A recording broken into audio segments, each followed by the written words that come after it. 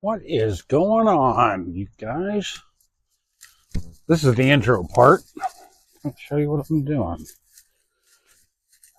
Besides the trailer unstuck that was fully loaded, not fun. First load is going up to Idyllwild Woods tomorrow. Got a place to sleep. Got things to deliver. 2-day trip. Gonna enjoy it.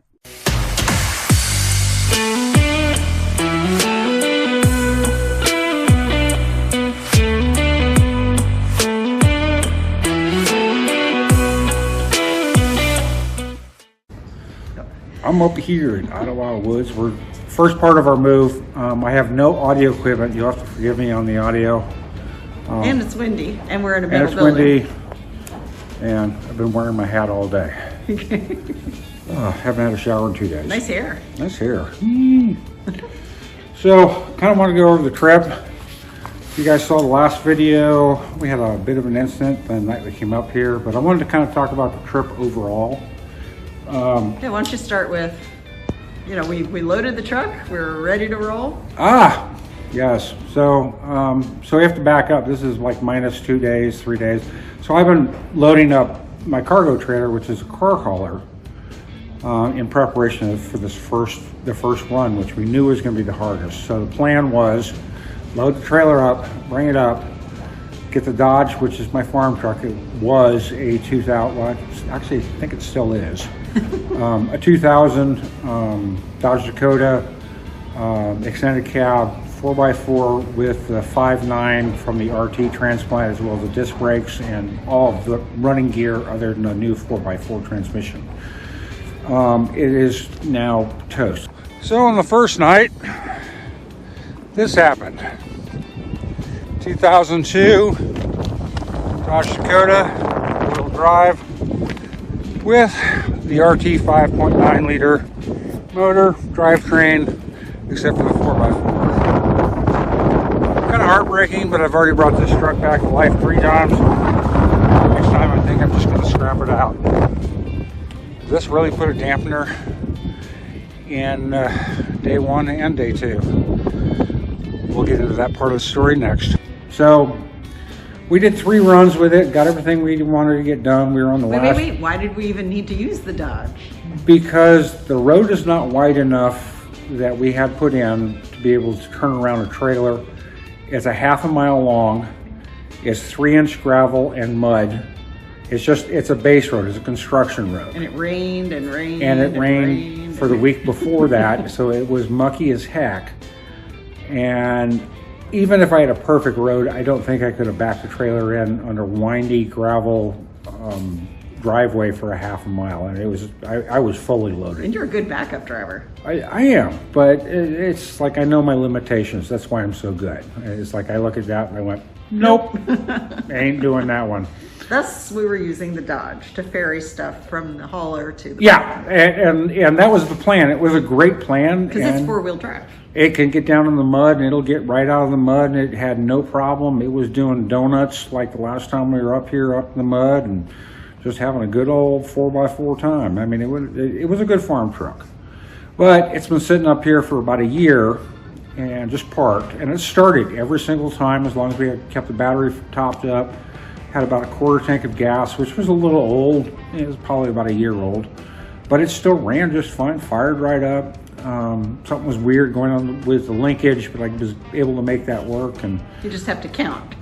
well, it's not only that, it's got the Cylon thing going on. So the computer from the RT motor doesn't talk to the transmission, which doesn't talk back to the cluster. So there's a missing component because the computer on the RT never had a 4x4 option in it. And so that plug-in port was just not there. So the poor little Betty had some issues, but she's a good bird. It was a beast. It was a beast. Yeah. That's right. She's the beast. I liked it. I liked it. And I've had that, I first got that truck back in Arizona before I moved out here. And that was almost 20 years ago. Yeah. And I drove that thing cross country with my sons. I think it was a Celica or a Sienna or something, some little Japanese piece of shit. and most of our belongings in the back of the truck. And then it also lived with two different staff members at some point. So that wasn't the first incarnation of that truck. It was not a 4x4. I actually had bought it as an RT. So the story goes back to when I bought it. I bought it from a backyard collision guy who I happen to know. And the story was his father had gotten the truck, which was a 2003 RT, which is the last year of the RT package. And for that truck, 17-inch rims, 5.9 liter race motor, lighting components, disc brakes, 17-inch rims. It was a one-off truck, and I loved driving it. It would, on drive pavement, I could actually burn out the tires in second gear, and it was an automatic. And watch the gas tank. And you could literally watch the gas tank go, whoa. And it maybe made 175 horsepower, but back for a 2003 model for a light truck, that's a lot of juice. And it performed very well. I put tires on it. If you guys look on some of the earlier videos, we had done a ride lining video on it. Have to put a link in the description. It might have been on the other channel. So, I got that truck, up and operational, drove it across country. It was my daily driver for a long time. And then a buddy of mine who worked for me had to use it to go pick up parts for a business. I used to run Aircool Customs, VW shop in Alabama. Look us up. We were here for 20 years. We did some good stuff. Anyway, so he was going down probably about 60 miles away to go pick up parts from our supplier. And he's in the next town over, and he's at the stoplight, and he gets rear-ended at 40 miles an hour, totals the truck, bent the frame, all of that. So I ended up finding on Craigslist back in the day, before it was a scam central, a 2000 4x4, same model, should work. Bought it for like $400, and blown motor, didn't care. Had a 318 in it. Basically I sold that off for scrap. Had a friend of mine, his shop, since my shop wasn't capable of doing it, he dealt with more computers and that type of hot rod. And so he put it into this 4x4 2000 chassis and got it up and running. Ended up trading it to another employee of mine for some work on a 1973 VW thing, which he never completed, so I got the truck back. Had to put a rebuilt PCM in it, put tires on it, did the rhino lining, brought it up here, and we've been running around with this thing going up the top of the hill and just using it when we're out on property because nothing else other than a gator. I took it to Lowe's a couple times. Huh? I took it to Lowe's a couple times. Yeah, and we've driven into town and got gas. And I was actually real thankful that you didn't have time to get gas last time you were here because it probably would have caught on fire. So it had been setting for probably about 6 months, and we think a varmint had actually gotten into the fuel system. Like I said, we made 3 trips on it, and third trip, last one of the night, we're going to go park it after that, take a break, go start up again the next day. And smoking. Like I said, nice little Dodge barbecue. Barbecue. So that went into plan B. We had this little cart, we've got a hand dolly, and about half a mile of very rough, muddy road to go back and forth. And windy and rainy yesterday. Yeah, we were doing wind, rain, sleet, snow. No snow, no sleet. No sleet. But you can hear the wind in the background. It's just, and I don't have any audio equipment with me. I forgot to bring it. But I did want to kind of give you guys an update.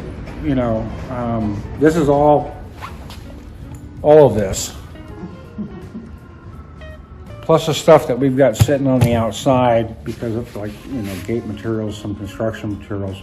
All of that, in 2 days, we had basically, my wife and myself, my dad came out and helped a little bit, but he's 80. He did what he could, and we're really appreciative. He stacked boxes, he got them out of the trailer and getting ready for us to do the next load. And so he's been a great help and love him much. Came out and helped a little bit with sorting into Yeah, sections. Chloe was out, and we really appreciate that's Susan's daughter. Really appreciate her coming out for a couple hours, and then Zach. got to see Zach this morning. Had a good conversation, breakfast with him, and he helped a little bit. But you know, it's always nice to see the kids up here. But we've got a lot coming up to do on this property. Yeah. And as long as you stay in tune and watching the thing, this will be a separate playlist for Idyllwild Woods. We will be starting up the Idyllwild Woods channel here soon, so just look for it when we mention it in one of my videos. But this is what Grumpy Grandpa's been doing. I was expected to be going home tomorrow to my nice shower, my nice bed, which I actually have to leave in about 3 weeks because the house is sold. Yay. And this is where we're going to be living for a little bit until I get this one ready to go, get some land management, some water management done, and then I'm going to start building the house, and you guys can be part of the adventure. Anyway, just guys, wanted to give you guys a quick update. Appreciate your views. Hit the like, subscribe, get off my lawn. What kind of merch do you guys want? Just, you know, kind of let me know in the comments. If anybody has actually, like, watched this entire video, dude, tell me the number 42 in the comments, and you'll be one of the first persons that get a t-shirt when I actually finally get merch. And I give you my word as a Grumpy Grandpa, get off my lawn.